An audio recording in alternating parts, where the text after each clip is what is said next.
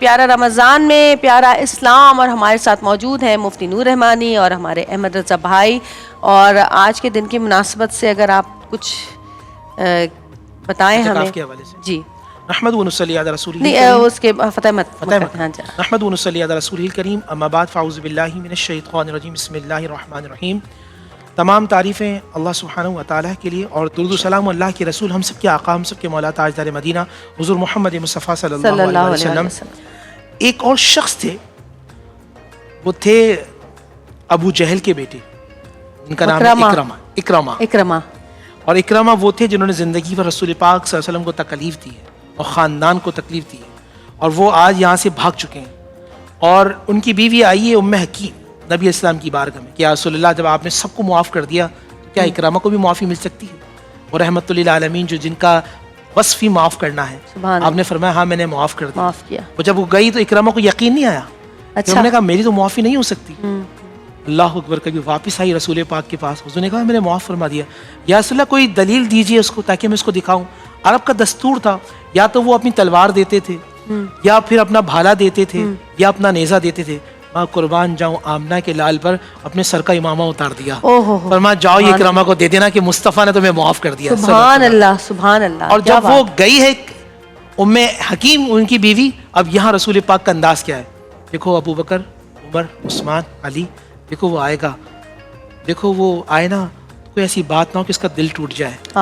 دیکھو وہ آ رہا ہے ہمارے پاس، اللہ کی خاطر آ رہا ہے، اس کو معاف کر دینا. کوئی بھی اس کے خلاف کوئی بات نہ کرے، اس کے باپ کا تذکرہ نہیں کرنا، اس کو تکلیف ہوگی.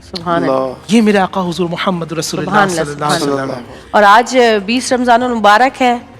دل میرا بڑا اداس ہے کیونکہ میں نے بتایا جس سال میں رمضان ٹرانسمیشن کرتی ہوں اس سال میں اعتکاف میں نہیں بیٹھ سکتی ہوں. آج تمام لوگ اعتکاف میں بیٹھیں گے، ان سب کو ہماری طرف سے بہت مبارکباد. اپنے ساتھ ساتھ ہمیں بھی دعاؤں میں یاد رکھیے گا. اور اعتکاف کے لیے چند چیزیں مجھے پوچھنی ہے آپ سے. سب سے پہلے تو آپ یہ بتائیے کہ جو اعتکاف ہے اس کے کتنی قسمیں ہوتی ہیں؟ کیونکہ ابھی بیچ میں میں نے یہ کہا تھا کہ میں 12-13 رمضان کو اعتکاف میں بیٹھی تھی، جبکہ میرا وہ جو ہے منت کا اعتکاف تھا جو مجھے کرنا تھا اعتکاف سے پہلے. تو لوگوں نے بڑی میرے اوپر باتیں بنائی کہ یہ کون سا اعتکاف ہوتا ہے جو 12-13 رمضان کو ہوتا ہے. تو میں چاہتی ہوں کہ آپ اعتکاف کی قسمیں بتا دیں. بسم اللہ الرحمن. سب سے پہلے فضیلت بیان کرتا ہوں. جی دیکھیں، سب سے پہلے تو یہ سیدنا امام حسین رضی اللہ تعالیٰ عنہ فرماتے ہیں کہ میں نے اپنے نانا حضور محمد رسول اللہ صلی اللہ علیہ وسلم سنا کہ جو شخص اعتکاف میں بیٹھتا ہے، حجتین، اللہ اسے 2 حج اور 2 عمرے کے برابر ثواب عطا فرماتا ہے. اور پھر ایک حدیث ہے کہ جو شخص اعتکاف میں بیٹھتا ہے اللہ اس کا چہرہ جہنم سے 3 خندق دور کر دیتا ہے. حضور نے پوچھا جانتے ہو خندق کتنی دور ہے، کتنا وسعت ہے اس میں؟ زمین اور آسمان کے برابر جو گہرائی ہے، ایک خندق اتنی بڑی ہے، اتنا چہرہ بندے کا جہنم سے دور ہو جاتا ہے. 3 اس کی قسمیں ہیں. ایک ہے واجب اعتکاف، ایک ہے سنت موقدہ علی الکفایہ اعتکاف، اور ایک ہے مستحب یا نفل اعتکاف. جس نے نظر مانی ہوگی اس کو اعتکاف میں بیٹھنا اس کا واجب ہوتا ہے. اور وہ کسی بھی وقت بیٹھ سکتا ہے، صرف روزہ شرط ہے. جی روزہ اس میں شرط ہے. اگر رمضان کے بعد جسے مثال کے طور پہ کچھ لوگ کر لیا، بہتر تو یہ رمضان میں شروع کرے، رمضان کے بعد بھی وہ بیٹھ سکتا ہے لیکن اس کی روزہ شرط ہے. اچھا، دوسری بات یہ ہے سنت موقدہ علی الکفایہ. نبی علیہ الصلوۃ والسلام نے پہلے عشرے میں بھی بیٹھے ہیں، دوسرے عشرے میں بھی بیٹھے ہیں، اور تیسرے عشرے میں بیٹھے ہیں. اور نبی علیہ السلام نے تیسرے عشرے کو مخصوص فرما دیا تھا کیونکہ تیسرے عشرے میں لیلۃ القدر ہوتی ہے. اور جو شخص لیلۃ القدر کو پا لیتا ہے، اسے ایک سجدہ اگر وہ کر رہا ہے تو اللہ اسے 84 سال کے برابر ثواب عطا فرماتا ہے، اور 30,000 مہینوں کا ثواب وہ بندہ پا جاتا ہے. دوسرا یہ کہ آسمان سے فرشتے اسے اللہ کا سلام کہتے ہیں، اور جس سے مصافحہ کر لیں اس کی بخشش و مغفرت ہو جاتی ہے. سبحان اللہ سبحان اللہ. اب میں خیال سے خلاصہ شروع کرتے ہیں. جی جی. اب آئیے 20 سپارے خلاصہ. اب سوالی انداز میں بات کی جا رہی ہے. اللہ اپنی جلالت کا تذکرہ کر رہا ہے. بھئی زمین اور آسمان کو پیدا کرنے والا کون ہے؟ بارش کو برسانے والا کون ہے؟ تمہاری فریاد سننے والا کون ہے؟ تمہیں رزق دینے والا کون ہے؟ تمہیں عقل دینے والا کون ہے؟ بیمار ہو جاؤ تو شفا دینے والا کون ہے؟ بے چین ہو جاؤ تو چین دینے والا کون ہے؟ بس سکون ہو جاؤ سکون دینے والا کون ہے؟ وَهُوَ اللَّهُ، وہی اللہ ہے جو خالق اور مالک اور رازق ہے. پھر نبی اسلام کے بارے میں ارشاد فرماتا ہے اِنَّكَ لَا تَسْمِعُ الْمَوْتَى. اے حبیب صلی اللہ علیہ وسلم، آپ یہ مردہ ہیں، یہ مردہ یہ آپ کی بات نہیں سنیں گے.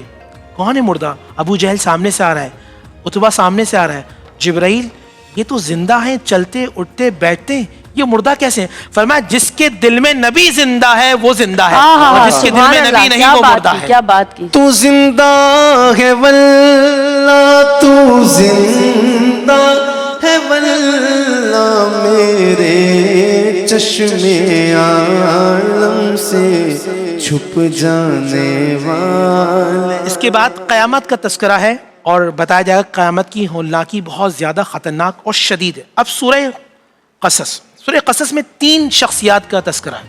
حضرت موسیٰ کلیم اللہ کا تذکرہ ہے, فرعون کا, اور تیسرا قارون کا. حضرت موسیٰ علیہ السلام اور فرعون کا. فرعون کون تھا ناظرین؟ کبھی دیکھی کہ وہ فرعون کہیں ہم بھی تو فرعون نہیں. فرعون وہ تھا جس کو بڑا بننا پسند تھا. فرعون وہ تھا جس کو تکبر کرنا بڑا پسند تھا. استغفر. فرعون وہ تھا جو ہر ایک کو نیچ سمجھتا تھا. فرعون وہ تھا جس کو اپنی طاقت پہ بڑا گھمنڈ تھا. فرعون وہ تھا جو لوگوں کو ذلیل کرنے کو پسند کرتا تھا. فرعون وہ تھا جو لوگوں کو گروہ در گروہ میں بانٹ دیتا تھا. فرعون وہ تھا جس کو حسد بہت زیادہ تھا. کہیں دیکھیے گا آپ میں تو وہ چیزیں نہیں ہیں. اور پھر بات کی جاتی ہے کہ موسیٰ علیہ السلام کے لیے ایک پروانہ جاری ہوتا ہے. ان کے کاہنوں نے کہا تھا کہ ایک بچہ پیدا ہوگا فرعون جو تیری بادشاہت ختم کر دے گا. اور فرعون نے تمام بنی اسرائیل کے بچوں کو قتل کرنا شروع کر دیا. جسے اللہ رکھے اسے کون چکے. اور والدہ کو اللہ نے دل میں القاء کیا اس بچے کو صندوق میں ڈالو اور اللہ کے نام پر چھوڑ دو. اور وہ صندوق سیدھا فرعون کے محل میں جا بسا چلا گیا. آسیہ جو ان کی زوجہ تھی فرعون کی, اور ساری خادمائیں لائن سے کھڑی تھی. صندوق کھولا گیا تو اتنا ہی انتہائی حسین بچہ جس کی نیلی آنکھیں تھیں, گولڈن بال تھے, جو اللہ کا رسول ہو, جو اللہ کا نبی ہو, جس کو اللہ کا پیارا ہو, جس سے اللہ نے کلام کیا, وہ کتنا حسین ہوگا. آسیہ نے گود میں اٹھا کہا فرعون اس کو ہم پالیں گے. اور حضرت موسیٰ کلیم اللہ کی پرورش فرعون کے محل میں ہوتی ہے. اللہ اکبر. اور ان کو پھر وہ پالتا ہے. اللہ اکبر. اور پھر موسیٰ کلیم اللہ کو اللہ حکم دیتا ہے آپ مصر کی طرف جاتے ہیں. اور مصر کی طرف جب جاتے ہیں تو وہاں حضرت شعیب علیہ السلام کے خاندان سے آپ کی ملاقات ہوتی ہے. تو کبھی کبھی ہجرت کرنا بھی اللہ تعالیٰ بندے کے بھاگ کو اونچا کرتا ہے, اس کے نصیب کو بلند کرتا ہے. اور حضرت شعیب علیہ السلام کی شہزادی سے آپ کا نکاح ہوتا ہے. اللہ تعالیٰ آپ کو 2 معجزے عطا فرماتا ہے. ایک تو ید بیضا.